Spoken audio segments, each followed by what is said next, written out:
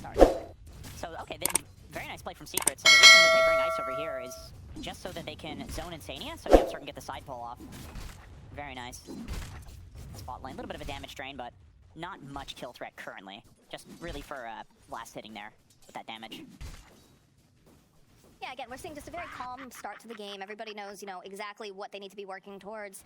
I don't think we'll see any real big rotations until we get any really nice action runes, or perhaps, you know, the Queen of Pain gets that level 6 and we see a bit of like an overcommittal or dive. Mickey's getting kind of slaughtered mid by Sumail. 6-3 to 11-7, and I wonder how many of those denies are range creep denies, as he just gets another one. That is definitely rough. Yeah, that's, you know, historically a great matchup for Invoker, because you have the Quas Orbs to give you regen, so the Queen of Pain harass just is nullified, but taking the right sort of engagement once they hit timing, even if they're far behind. There's been so many games that we've seen them just take the right, like, wraparound smoke, hit the right target with the initiation, and here they go again. Oh, yeah, Absol trailing behind a little bit, but they've already got over to Tazai. Gets the roar here from Ice. The follow-up, though, they have the Cold Embrace to keep them alive. Nice little stun coming out, not quite enough to pull out Ice. The puppy joining back, a big Sonic Wave comes out, the Foxy will fall. But the rest of the team, they use their BKBs. Yaps are following up. This is very difficult to take down this Bristleback. They'll drop that EMP. They're gonna try to get this escape. Snail jumps forward, though, with the scream. They've got the silence, but Matu again. He just walks away as the rest of the team. It felt like a whole lot of something for nothing here. The biggest problem for Liquid there is that Matu is out of mana. That's it. He really needs the Eternal Shroud. I mean, yeah, it does a bit. He also was spamming his spells on top of that too, so. Still, you know, 40% to 0. It's true. Pretty important. Playing action, relocate the finger. They'll kill Foxy. Not draining as much as the damage. Foxy takes down. Even with that BKB, it doesn't even matter. Which is curse coming from Insania will ensure that Puppy cannot survive. As Sumail getting stunned. They need to have some way to go and lock him down in place, though. He does not have that TP, though, and it's looking like a dead Sumail. Yeah, he tried to instant. The Alacrity online here for Matu. They've got plenty of negative armor. They're just gonna take down this Roshan as fast as possible. You can see, though, some movement coming in here. Dice dive bomb here from Ice. Just trying to interrupt a little bit. Sitting very, very low. With the EMP, Nisha trying to find the opening. Throw in the creep to take a look, and they finish up again here. Use, he's looking for that nothing left, but it's going to be Matu who picks it up. So grab themselves an Aegis. Using the roar again over to Matu. He's facing them, so not going to be able to turn around as much of the damage. Matu, alright, Aegis is down. And now it looks like Boxy's going to be the next person to fall here at CDB. With Poppy up from Nisha, but they get a good view. No, it's not going to be enough Nisha. Hitting them with that nuke. And now the follow is on Matu. Facing after them with the EMP tornado. Gets stun, comes up, but Yapster does fall. See all these moonblades bouncing around. Another dive bomb again over onto Zai. Sumail going in with that Sonic Wave. Gets the kill on Zai, and they'll follow up over onto Ice. But now Sumail, he's going to blink. Wait, he can't do it fast enough. He'll be the next one to go down here as Nisha getting sandwiched here between Mickey, Monty, and Insania. He's just trying to fight there, but he cannot do it as Puppy did not have the tether up, and he's got to just get the heck out. I love seeing calls like that from teams. Team Secret identifying that, well, they did not quite identify it because they didn't win the fight, but they thought that, okay, they took the Aegis, but they used so much in getting that Aegis that we can still fight it. But the problem is, in order to kill Matu here, they have to use the roar. And if they use the roar on him, it means that Zai can just walk in, BKB'd, and he can drain Nisha for all of his damage. And then all of a sudden, Sumail is the only damage dealer on the side of Secret. And he currently just dies to Invoker stuff because he doesn't have his BKB. So here, it's like, yeah, Yapsor goes down. Nisha's on the high ground, he's got no damage, so he's like, what the hell am I supposed to do here? They see Boxy. Radiant's top tower is under attack. The Apps are jumping forward, yeah, they drop another sentry. That has the follow-up though here, they'll be able to take that Boxy. Yes, it's also going to find out immediately. They've got the roar up over on the side, they want to get rid of this Razor. Now, nice save though, what's coming out from Luna that will be able to ensure that they get side. They've already taken Tazai, and there's a big stun as they finger take out. Matu though needs to be careful, he's got the Alacrity. Sumail jumping over onto the back line, wants his kill on Mickey. Mickey forced to ghost walk. They're looking for this opening again to get the break off. Another heal here coming out from Insania. Yeah, Roach is up. Capsule's in the tree line here. Immediately smoke breaking. Follow up a good stun.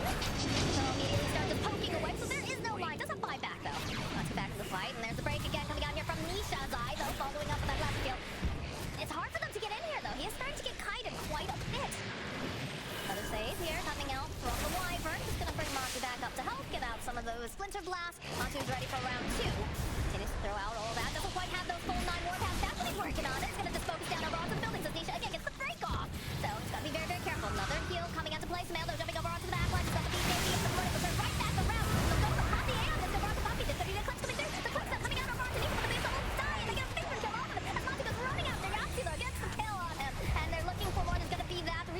orb though coming out from Nisha, so much damage going over to Matumbaman, not expecting it at all. I love over on the side, a big sonic wave coming out from Sven, will clean up over onto Foxy, as Matu is in very, very deep. Sumail's just chasing after Mickey. Mickey turns back around, but does have that BKB throwing out. Can they take down the Queen of Pain? Yes, they can, but does have buyback, as Matu is just being allowed to just run around their base this entire time. They end up losing Zai, they end up losing Boxy, but Liquid still feeling like they're very much in control. Radiant's And bottom Secret, barracks are under they're attack. struggling to find these answers. Sumail was being such a pain in the ass in that fight. He was doing such annoying backlining. Oh, the Winter's Curse is not quite there here, my friend. The follow-up, though, happened. Oh, my boy, Insania. Mati is going to just teleport out. Mickey, though, having to run for the hills. He's very, very fast. Got the follow-up here from Sumail. Gets the scream. Mickey running for his life, but does have the blink up if necessary. Could just zip on out here. Looks to be the case. So Sumail in that fight, he was being really annoying, doing a great job, and when he blinks in and dies to the cold snap, his Stormcrafter was 1 second off cooldown. Otherwise, he could have...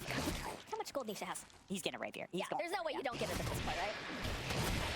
Usually, when you get a rapier, you like to have a Daedalus as well with it on Luna, because then you can crit whenever you use your Q, you know. I mean, if this game goes on long enough, we might just see that. But he can afford it if he wants, especially because he has the 2 items in his backpack he could just sell. Probably don't want to sell the refresher, but the Hurricane Pike, I do feel like you could sell that, because the way that you're playing is around playing from the outside and with your Q, right? So it's not so much that you're going to sit in there and right click, where you don't need the Hurricane Pike anymore, but we'll see what he sells, or if he does sell anything at all. Yeah, the Monkey King Bar or Matu. Aeon Disc picked up now from why we've really reached that point of the game where the supports are just like, please God. Yep. I need to survive, I need to get my spells off, I need to keep everybody else alive. And that's literally basically what both of these supports are doing, right? Puppy has to keep Nisha alive. He's got to be able to be that buff. And then the same thing going out with the Wyvern. Yes, you know, Winter's Curse is really nice. It makes them, you know, rethink all of their positioning. But it's so incredibly important that they are able to, you know, have that heal coming into play. Yep.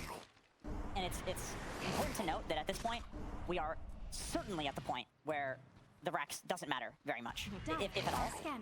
And also, when you look at the 7k gold lead, or the 8k gold lead, literally all of that is in Mickey's backpack right now. So 8k gold lead is not actually so significant at this point in the game. If it's early, yes, that's a big number, but at this point, the game is effectively even. It could go either way. What matters now is buybacks and 60-minute neutral items if we get there. Radiant's bottom Oh, I barracks do are love under me some attack. 60-minute neutral items. Yeah, that is like chaos incarnate. I'm here for it. Let's get some apexes going. Mirror Shield will be really good in this game. Both teams have a lot of targeted stuff.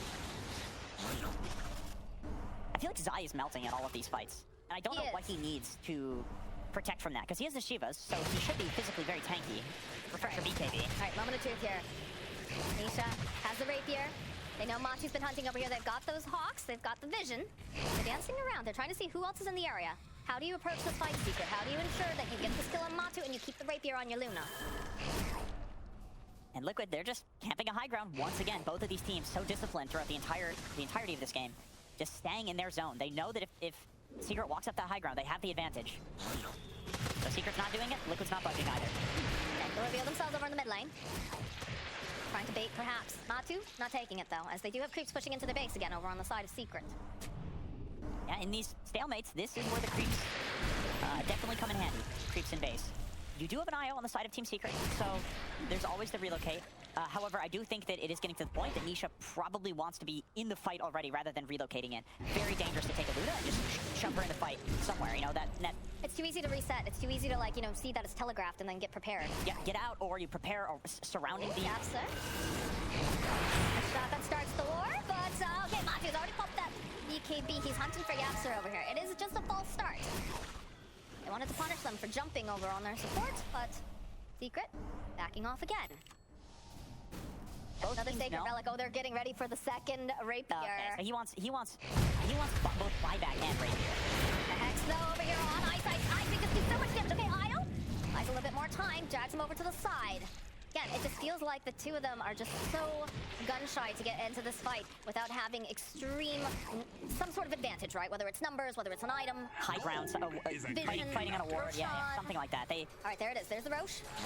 And he's laden with goodies. All right, Roche definitely matters at this point. You know, Yes, I would it still matters. agree. There does come a point where it does stop mattering. Legit.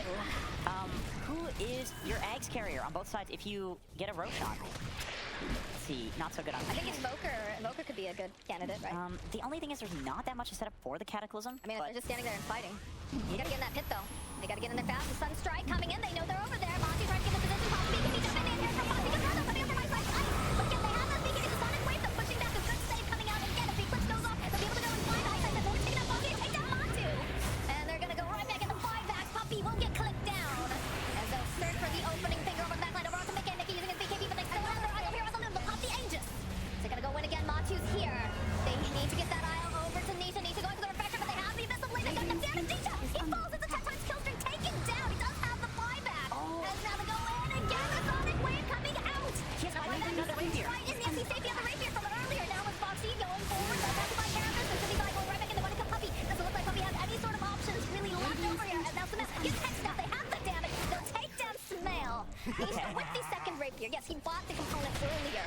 Locked it in place because he wanted to go back in, but he didn't want to have that risk. Nisha though creeping around. He's insane, but he has the Aeon. He's gonna go for the Eclipse now. Do they have any vision to jump back in from Mickey? They have the Hex Eye going in, and then Monty just wheels away. That's it. That's gotta be game.